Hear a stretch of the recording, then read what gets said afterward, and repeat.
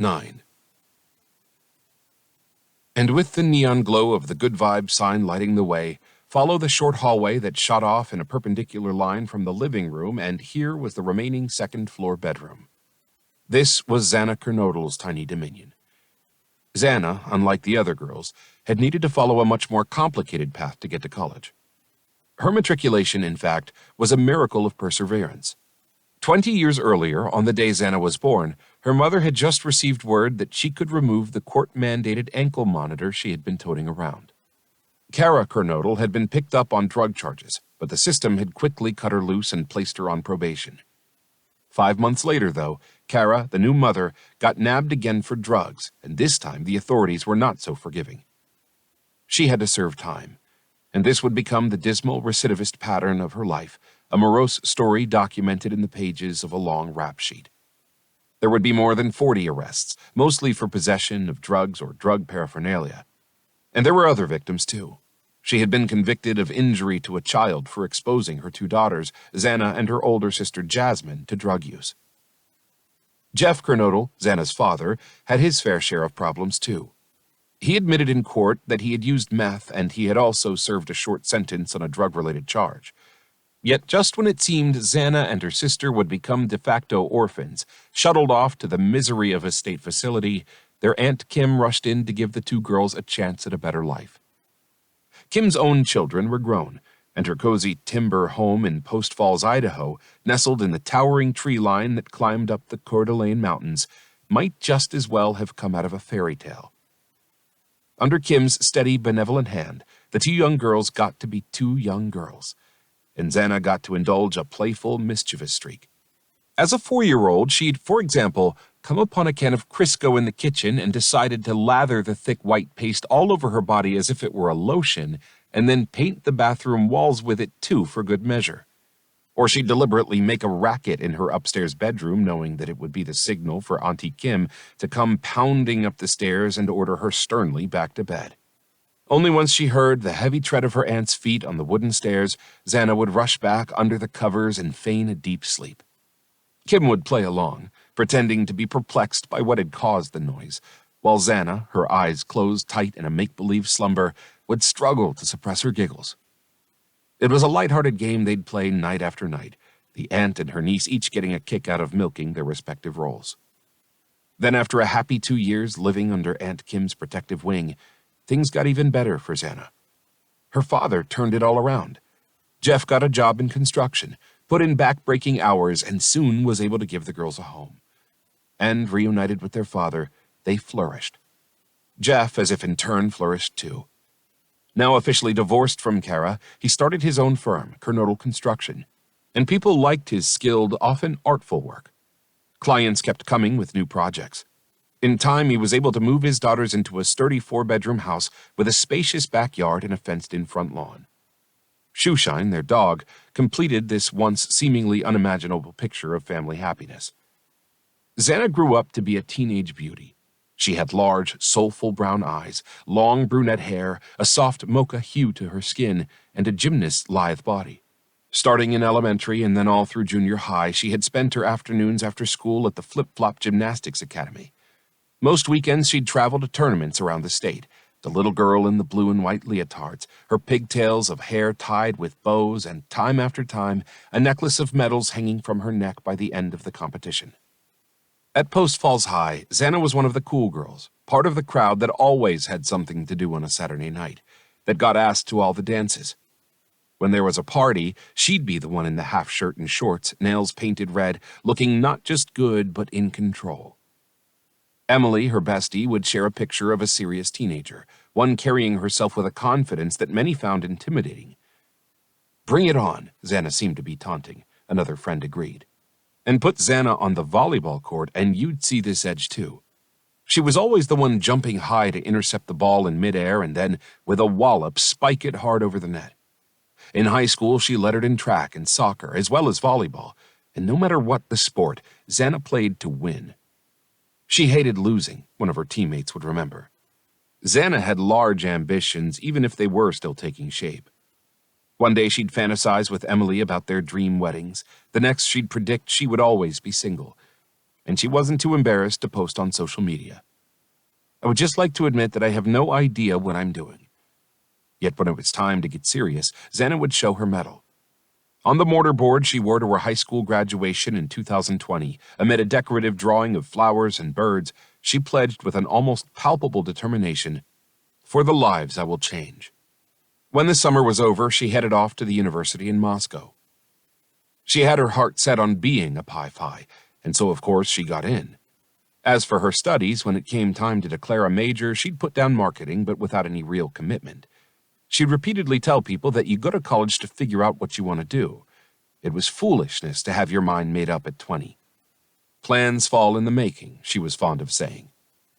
In the meantime, she dutifully went to classes, hung out with her sorority sisters, went to party after party along Greek Row, and, to help make ends meet, worked part-time as a waitress at the Mad Greek Restaurant, a laid-back student joint on Main Street whose owner had come to Moscow after some years in Alaska. By the end of her sophomore year, when 3 of her sorority sisters approached Zanna with the idea of moving into the King Road house, she was immediately game.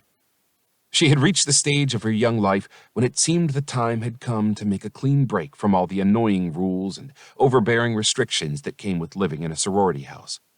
This desire for a life change had been building up for the past year, for to her complete surprise, as well as the delight of her father and sister, who were beginning to fear that it would never happen, Zanna had fallen in love.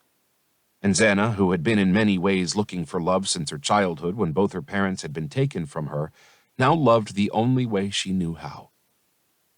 Totally.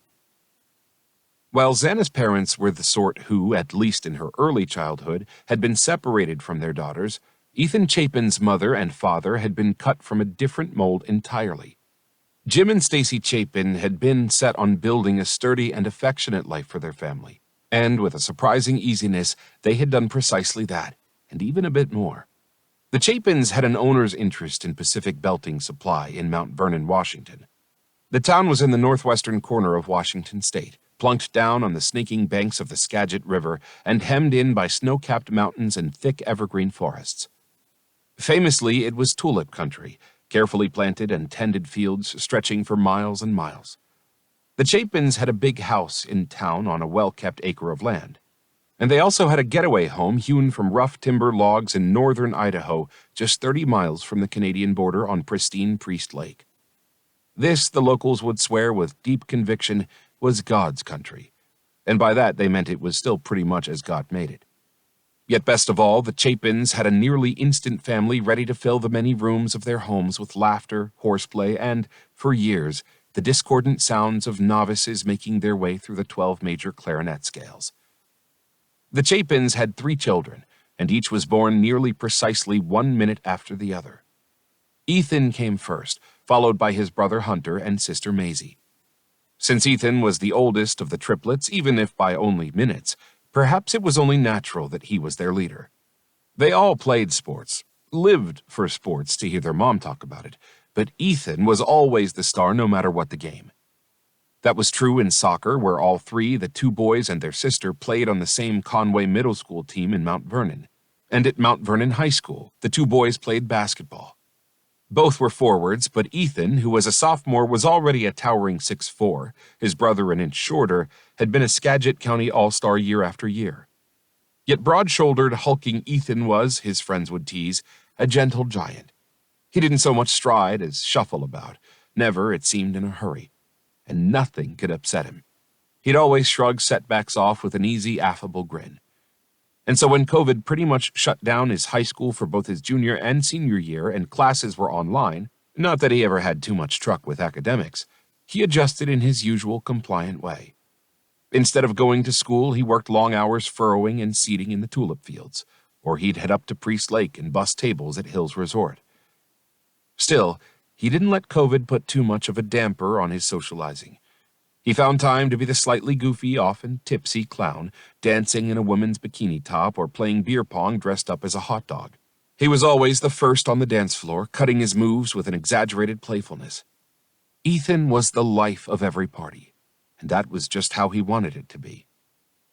But by the time Ethan, along with his brother and sister, had arrived at the University of Idaho in August 2021 for his freshman year, the gentle giant had grown up into a handsome young man with a mop of thick dark hair, a wide, thoughtful forehead, sleepy brown eyes, and a sly hipster's mustache. Ethan projected a calm, unflurried assurance, a steady contentment. In his happy-go-lucky, ready-to-party way, Ethan was a fraternity guy before he had ever signed on. But once at the university, he rushed, along with his brother Hunter, Sigma Chi. His sister Maisie had joined the stately, rather decorous Kappa Alpha Theta sorority. But Sigma Chi, a blue ranch house perched on a bluff along Nez Perce Drive, was Ethan's kind of place.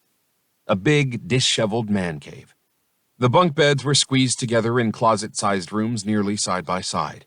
And if you were unfortunate enough to get stuck with the upper level and fail to remember to duck when you pulled yourself out of bed to rush to class, you could do serious damage to your head.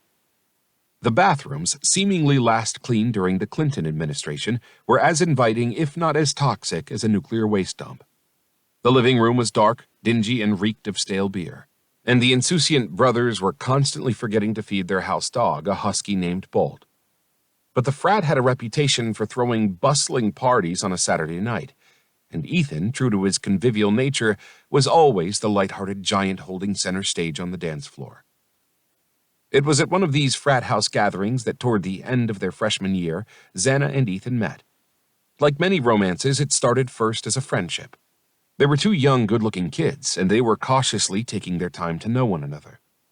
Nevertheless, by their sophomore year, they had become, without much drama, a couple.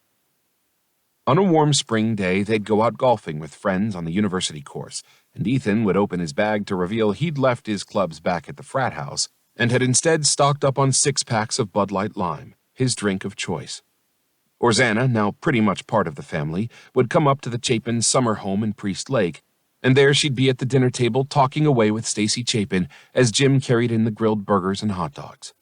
Photo after photo, no matter where they were taken, caught the identical pose. Zanna nestled under the protective crook of Ethan's arm, her head resting blissfully on his broad shoulder. There was one photograph, however, that was Zanna's favorite. She kept it in a drawer in her room in the house on King Road. It was a shot of Ethan standing tall in a bright field of tulips at a farm not far from his family's Skagit Valley home.